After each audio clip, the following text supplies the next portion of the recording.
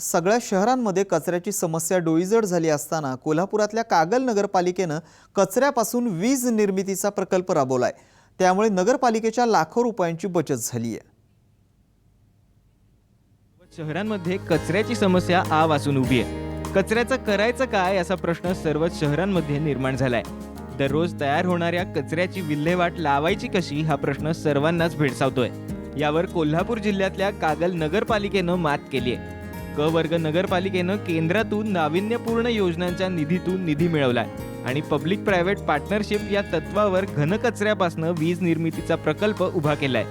यासाठी शहरातल्या प्रत्येक घरात 2 बकेट्स देण्यात आले आहेत। या बकेट्समध्ये ओला आणि सुका कचरा साठवला जातो। तो नगरपालिकेच्या गाड्यांतून प्रकल्पाच्या ठिकाणी नेला जातो। तिथं त्यावर प्रक्रिया करून वीज आणि खत निर्माण केलं जातं।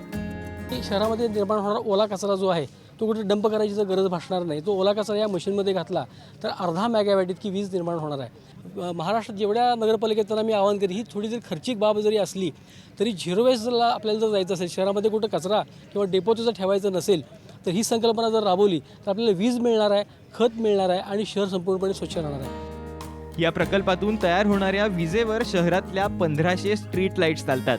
तर यामध्ये तयार होणारं खत हे तिप्पट नत्रयुक्त असतं। स्वतःच्या घंटागाडी पाठवून त्या ठिकाणी आम्ही कचरा तो कलेक्ट करून आम्ही इथं गोळा करून आमच्या वीज निर्मिती प्रकल्पात आणून आम्ही गोळा करून टाकतोय। आणि ह्या निमित्ताने आमची वीज निर्मिती प्रकल्प आम्ही चालू केलेला आहे। आणि आत्ता सध्या वीज निर्मिती प्रकल्पावर आमची लाईट घनकचऱ्यापासून सुरू झालेली आहे। कचऱ्यापासून वीज निर्माण करण्याच्या फक्त घोषणाच होतात।